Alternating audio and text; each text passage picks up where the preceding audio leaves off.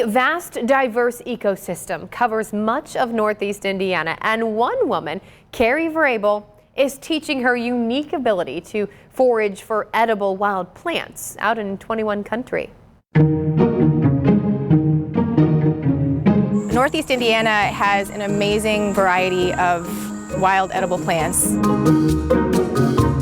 This is smooth sumac. The most common use of this is to actually make kind of a sumac lemonade out of these drupes. But before you harvest to make that sumac aid, you want to taste one of these little red berries.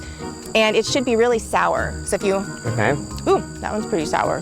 This is purslane. This is a wonderful vegetable. It likes to grow in disturbed areas like this, sometimes even people's gardens. Actually, it's a really lovely green. You can eat it in a salad. I often get it when I get a Kroger salad mix, the baby greens. I'll find the leaves of purslane in there. Nice mild green, maybe slightly tart, maybe a little bit of lemony. Yeah, almost get like a tomato-like taste. It does grow next to its most common toxic lookalike, which is this guy.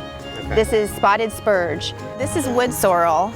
This is has a really strong flavor. It grows in people's yards. You can eat everything that's tender above ground, so that includes the flowers. So if you want to try a flower, I'll have one with you here. It's got that nice lemony flavor. It kind of makes your mouth water. It tastes almost like a lemon head. So this is autumn olive. This isn't considered an invasive in Indiana. One really easy way to identify this plant is to see the undersides of the leaves are very silvery. Yeah. See, it almost looks like somebody It does look like spray paint. Yeah. You can make jams and pies out of this, or just eat them off the branch here. It's a little tart still, but it's got a sweetness. It's juicy. It does. Yeah. It's got an edible seed inside, so you can eat that.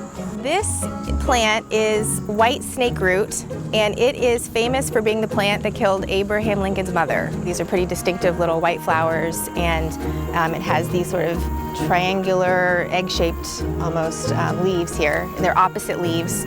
In the 19th century, cows were actually grazing on this, and the young cows would die, but the older cows who survived, their milk would become poison to humans because of this plant. And they called it milk sickness, and they didn't know what was causing it.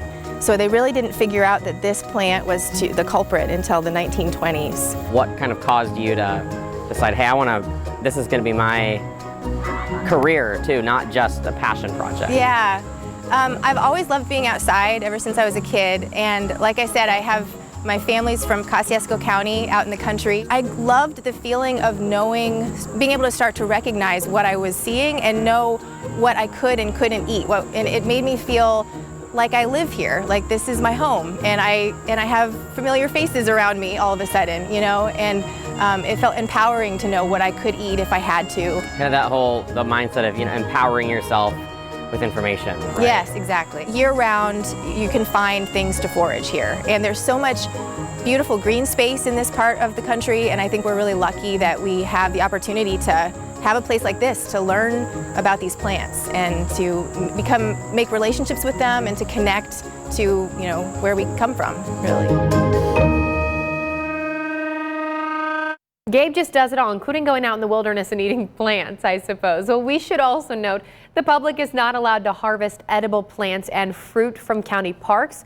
The exception is on monthly educational walks Carrie gives throughout Allen County. Her next tour is September 25th. We've put information on how to sign up as well as extended videos on each plant on our website, WPTA21.com.